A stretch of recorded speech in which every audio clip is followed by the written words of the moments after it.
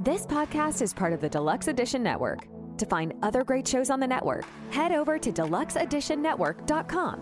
That's deluxeeditionnetwork.com.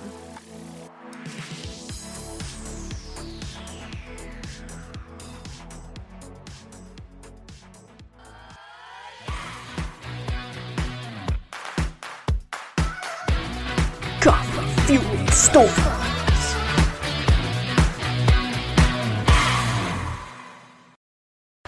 Interrupting all programs. This is Radio UNK.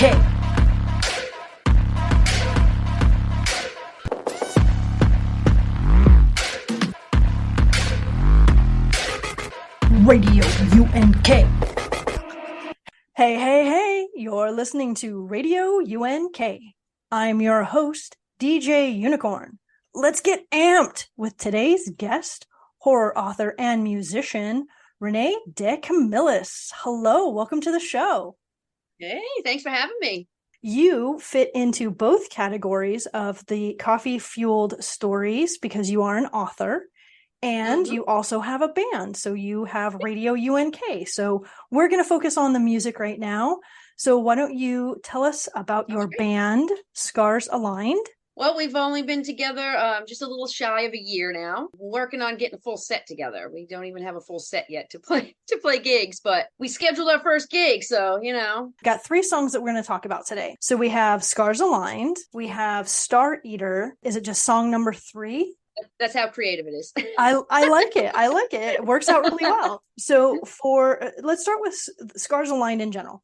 So how did you come up with the name Scars Aligned, and what's the story behind that? Well, we've just been together so long. I'm like, we really need to call ourselves something.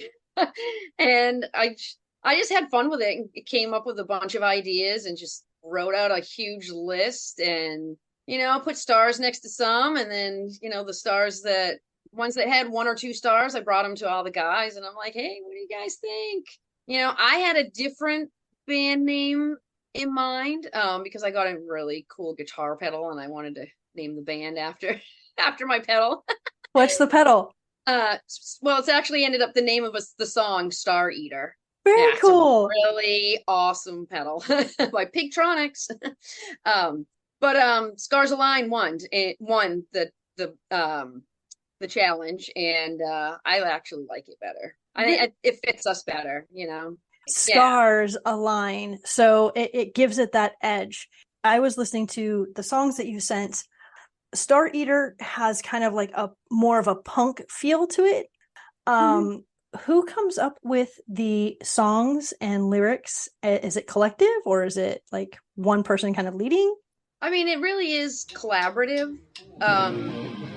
But out of the 3 that you have, Song 3 and Star Eater, I wrote them all, the lyrics and the music. And then Scars Aligned, I didn't write any of that. That was Ed, our lead guitar player, wrote the music. He came up with some riff ideas. And then our drummer, John, he just came over with just a bunch of lyric ideas. And of course, I gravitated to the one that's named after our band. And I'm like, hey, I think these will fit over Ed's new song idea. And then I just really did the arranging for that one. So we try to keep it as collaborative as possible. It's just whoever has the most inspiration and has the time to do it, you just bring your ideas forward. And we just go with it. See what works, see what we like, see what we, Right on. So the studio that you were using, or the space that you were using, is that somebody's basement, or where were you? Because I was like, that place is huge. That was a big ass space. Well, it might look big in the video, but it doesn't feel big when you're in there. Believe me, I'm constantly moving my mic stand and my music stand out of the way so John can put his cymbals up. And but it's actually my basement. Oh, that's awesome. Yeah. Well, it's funny. I actually set that room up as a game room for my son. And then when I'm like, yeah, it'd be so cool. You can have your friends over and we put a TV down there and you can watch movies. And he's like, no, we're going to hang out up here and the grown-ups can hang out downstairs. And I'm like, yeah, jam room. Woo! Right on. That's awesome. That's awesome. So this is going to go into how, since you guys have been together for a very short time period, how did you guys meet? Like, are you guys just like old friends and you guys just decided to start playing music together? Like, how did you guys actually form Scars Align? Well, the bass player, Jesse, that's my husband. Oh, very So cool. we're kind of stuck together. And we've played in a couple bands together before, but they were both cover bands. You know, we were in one band that we did all 80s hair metal. And then we were in another band that was a cover band, and we were in that band with our now lead guitar player, Ed. And it started out as a Black Label Society tribute band. Little me as the singer at, 5'2", 115 pounds. Yeah. Stepping in for Zach Wilde. Right on. And then John, we just put out an ad for a drummer. We were working with one drummer that we didn't click. We couldn't get our schedules right. And I just put out an ad just for like, hey, we're just looking for drummers to jam with. And he came over, and it was so weird because it felt like we'd known him for years already. And we found out like we knew some of the same people. I mean, we're in Maine, so the music scene here is really small. So we ended up knowing a lot of the same people. And we just really clicked. We all liked the same kind of music, and it just worked. And it so happens that our lead guitar player, and my husband and myself, we all went to high school together. No way. We've known each other for that long, so it's Very really cool. Now, Yeah. did you guys play in high school? Like, did you do any jamming in high school, or? I know Ed did. Ed had a band. Jesse jammed with a lot of different people. Me, I was the shy girl, and I had wicked stage fright. And everybody back then, all the musicians were dudes. And as soon as they find out it's a chick playing guitar, it's like you're under a magnifying glass, They're like, oh, what can she do? And I would go, I'm just going to go over here and play by myself. I tried to get a bunch of my girls to play, one of my best friends started playing drums, but she just wasn't that into it. And my other real good friend had a guitar before I did. She didn't play, she loved music, and I'm like, dang it. So I didn't start playing in bands till I was in my 20s. Okay. And John, our drummer, he's played in bands since, I think since he was a teenager too. So we've all been playing since our teens. Very cool. Okay, so that answered that question.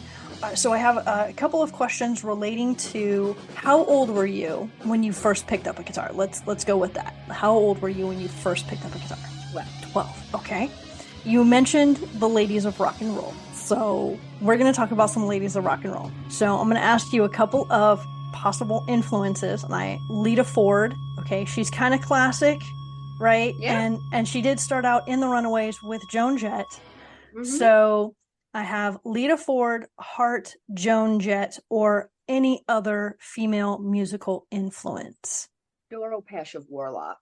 Now, I would kind of consider myself kind of a mix of what I like and my style, I guess, would be kind of Joan Jett, Doro Pesh combo. very I cool. love Joan Jett. I've covered a few of her tunes. Totally. God, she's just so iconic. She's just, Yes. oh, yeah. She's got what I call that it factor. She's just got it. And she had it at 13 when she first started playing. Like And she hasn't lost a bit of it. No. None. None. Let me ask you this.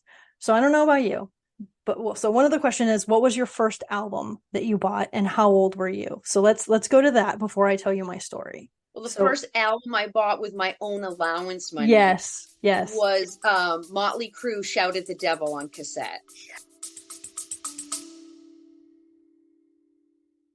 Have you noticed how Coffee Fueled Stories doesn't have any ads? That's because I work tirelessly to keep this show alive. After 3 years on my own, I've decided I need to ask for your help. I've never asked anyone to subscribe. I've never asked anyone to leave a review. I've never asked anyone to rate the show. And I've never asked anyone to pay to listen. There are a few ways you can help support the show. I've created a Patreon page, Coffee Fueled Stories, and a subscription section on my podcast website. It's simple to support and help me keep my dream alive. Just click the link in the show notes to set up your paid subscription option. It's that easy. Thank you for your support. Awesome. Oh my God. Is that the one with like the crotch shot and like yes, the that belt buckle? I will never forget that because I had my own money, and I could go buy it myself. It was so awesome. Yes. And so this relates to the story. So I did the same thing. I would get my allowance and I would save it. And I worked my butt off for like the $12 I got at like the end of the week, right? My parents they were cheap. They made me work my ass off for that money. But I appreciate the value that they taught me. I appreciate the value. So Gen X, boomers to Gen X, hey, I'm right there. Yeah, I'm with you. Right. And I would sit at the edge of my bed. So tell me if you did this. Now, so we're just going to talk about records, but cassettes, it's the same feeling, right? So you stick it into your stereo and you put it on. And that first sound that comes out of your speakers. I'm getting chills right now.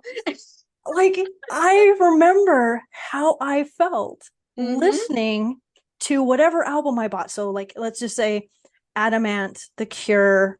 So I'm going back to the albums that I purchased. Susie and the Banshees, Tears for Fears, Depeche Mode. So those would be like some of the very first albums that I bought with my allowance, between 12 and 13, somewhere around there. And the Go-Go's, love the Go-Go's. Oh yeah.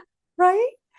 Yes. And I remember sitting at the edge of my bed and just thinking, good God, life is great. Right? It was just rock and roll music, Oh Like, it was awesome. I get it. Yeah. Definitely. Yeah. I mean, it was like every Christmas morning, I remember my mom used to say, like, if you're up before me, like, don't wake me up, don't touch the presents, but you can get into your stocking. And it was always filled with cassettes. So I'm like, I'm all set for the whole morning. I just go upstairs and I have my headphones on and just listen. I get the lyrics right in front of me, like trying to memorize them already, See, like, you just kind of don't get that same feeling with like an MP, like you download a song, right? Like, it's just not the same. Music. I don't download anything. I mean, I occasionally will buy a song, especially like for the treadmill. The treadmill is when I definitely need to have my. Oh my God, yeah. Right. So I'll be on the treadmill and I'll have like Pandora on and I'm like, oh, okay, this is a great song. I like this. I really want to buy it because I like to make my own playlists because sometimes, because especially like when I'm on the treadmill, I have like a certain rhythm. So I start out, I do my warm up, right? So I got my warm up. And then after about 8 minutes, I'm like, okay, it's time to shift it. Exactly. So you shift it. So I'm like, so I have my own like frequency, like wavelength, right? And that's awesome. I love that. Because I can't go. So right, we were talking about amping it up. I can't stay amped up for 20 minutes straight, right? Like that's just, I can't. So you kind of have to bring it down, then you have to take it back up, bring it down, take it back up. So I appreciate Pandora and Spotify playing the songs that I like, but it just doesn't give me the rhythm that I need on the treadmill. Right. So occasionally I will download a song, I will buy a song, but it's just not the same. It's not the same as the liner notes. I don't know about you, but that's liner notes. Exactly it. That's why I don't download anything. I want it. I want to feel it in my hands. I want to unfold that. I want to see everybody who wrote this song and who was a guest musician on this song. And I want all the lyrics and where did they record it and who did they thank? And I want all of the nitty gritty. And you get that in the, like, put it this way.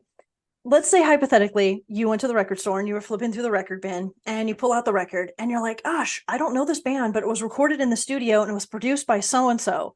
And you're like, well, I like this record label and I like this producer. So I have a feeling, okay, like Rick Rubin. Okay. Yeah, Rick Rubin can do no wrong. Okay. Right. If it's got his name on it, you buy it. You buy it. Doesn't matter. It's a winner. Right. Yeah, exactly. Yeah. And so the liner notes and seeing where it was recorded, right? Yeah, like, where it was recorded. Yeah. I mean, now that we have like really kind of dived deep into our youth, about music and liner notes, it's so nice it's refreshing to know that I'm not the only weirdo out there. because Yes. I my understand mom, that feeling. my mom would, I would come home. So if I wasn't sitting on the edge of the bed, I was on the floor with the liner notes, right? Like I had Yep. everything And on a the floor. speaker, speaker here, speaker Yes. here. So you're like Yeah. fully, yes. Immersed. Yes. And, and I would be sitting there, just engrossed. And she would walk by and she's like, what is wrong with you? And I'm like, Mom, this was produced by the same guy who produced the Depeche Mode album. How cool is that? And What she's is like, Depeche Mode? and she's like, okay. And she would just keep walking on. I'm like, well, you asked. I'm like, I'm here and minding my own business, listening to the music, being a quiet, normal child, doing Being my well thing. behaved. Yes. You're the one that stopped in the doorway to see what I was doing. I'm doing my thing. You interrupted me. I feel like I get to connect with others who share the same, nerdy inclinations that I do about liner notes. I love liner notes. Right? Okay, because this is going to lead to the next question, because now we're going to start talking about your books. Okay. When you pick up a book, now that I know that you like liner notes, you pick up a book and you look at the inside flap, the other inside flap, and you read the back, right? You want to know, right? Yeah. I mean, I usually read about the author too. That's what I'm saying. Where was it produced, right? Right. I want to know who created it. Maybe there's something about them that I'm like, oh, that's like an interesting person. They might write really interesting stories, if it's somebody I've never heard of, Right? See, that's important. It's important to read the liner notes even on books. Yes. Okay. So important. So important. Okay. They're there for a reason, people. Right. Like it costs money to put that stuff in there. Read it. It takes time to put the thought into what's important to put on there, you know? Yeah. Read it liner and notes, it's people. also to help inform the buyer. Yes. We're doing it for you. Yes. You want this. You want this. Yes, exactly. Yes. Okay. So we need to talk about Chisel the Bone. Yes. So Chisel the Bone is your sequel. Yes? Yes. That's the sequel. Okay. And the first one is Bone Cutters? Yes, the Bone Cutters. Okay. So I'm picking up on the opening scene. Chisel the Bone. My shins were aching, and I'm just going to leave it at that. But so the best way I can describe it, so this is my take, this is Brilliant and Disgusting. Clive Barker meets Supernatural, like the TV series. Two of my loves. Okay, so great. Clive Barker and Supernatural. I own every season of Supernatural. I love that show. It's a great show. Yep. Yes. Continuing on my take, Sick, Twisted, and Demented. I like it.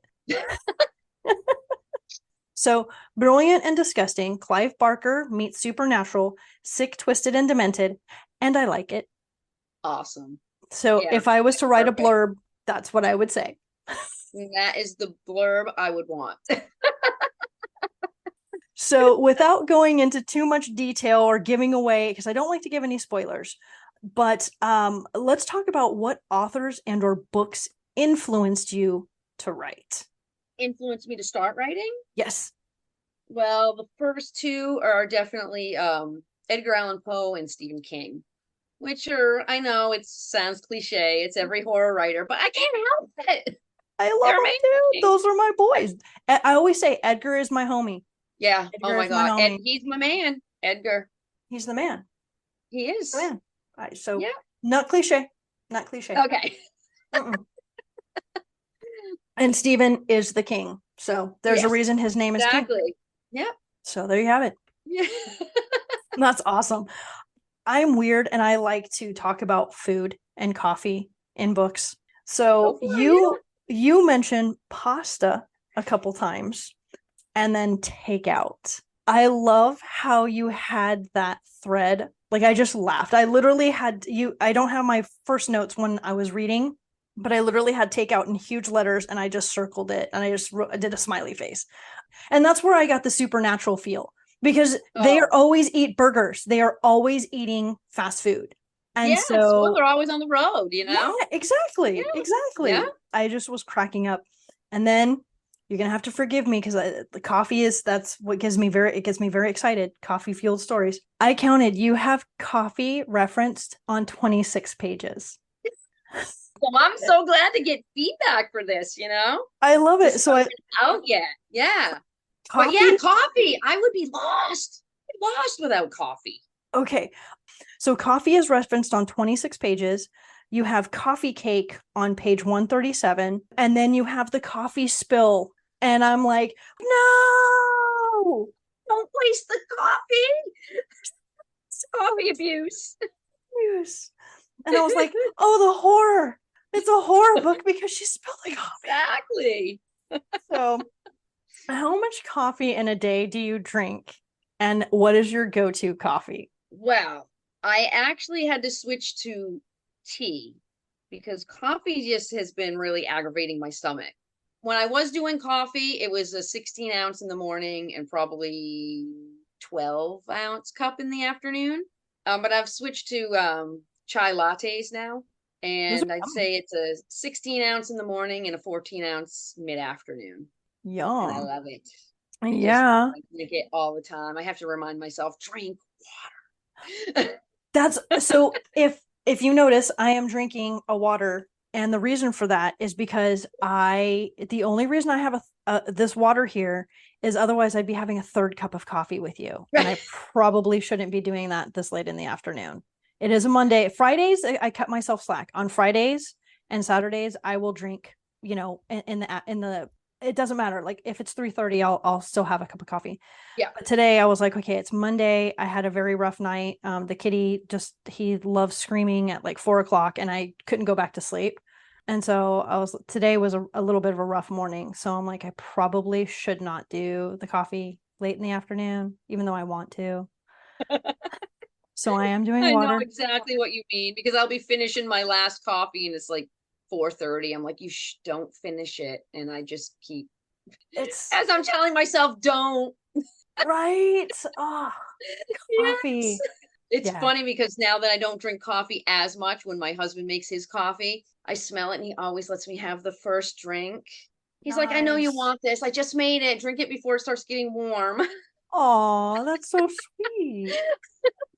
That's so sweet.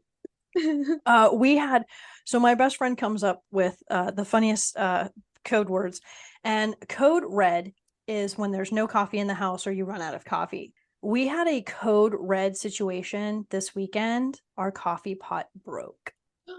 I almost did a live. I was gonna, and I was like, no, I was like, I've got my pajamas on. I don't have a bra on, like, and nobody wants to see that.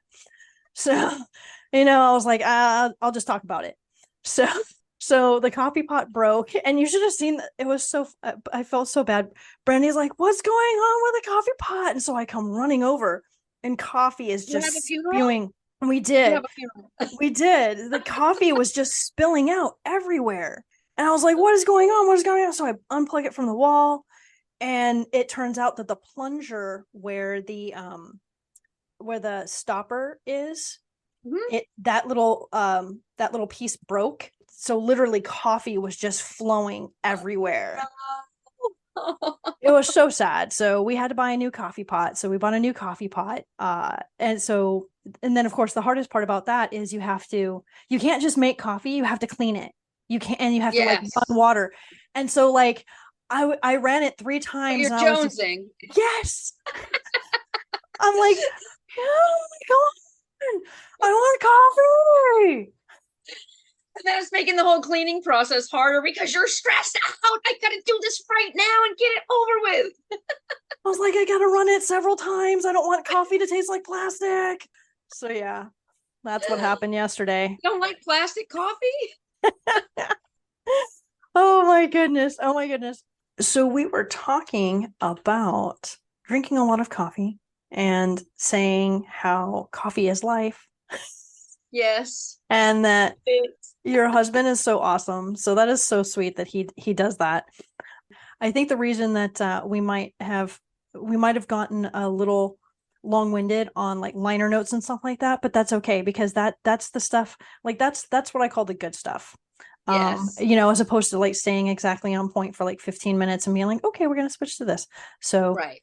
what I wanted to ask you is, how did you come up with the idea of dusting? Like, what the hell? I get that a lot. It actually was a nightmare I had. Oh my goodness. Yeah.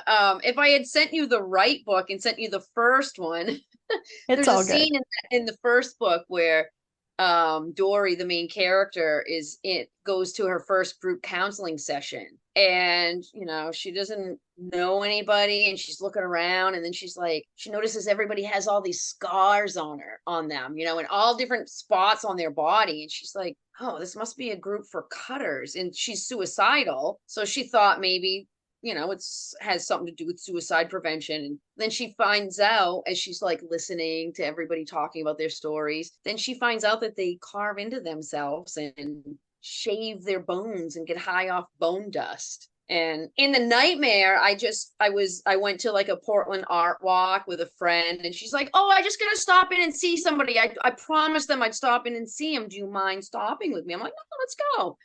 And we stop in and there's all these people sitting in a circle, and I'm like, what's going on here? And I'm just, being quiet and listening. And then I heard them talking about carving into themselves. I saw all the scars and thought they were cutters. And then they started talking about, what they do to get high. I'm like, and I woke up and I told my husband about it the next day. He goes, that needs to go in a story.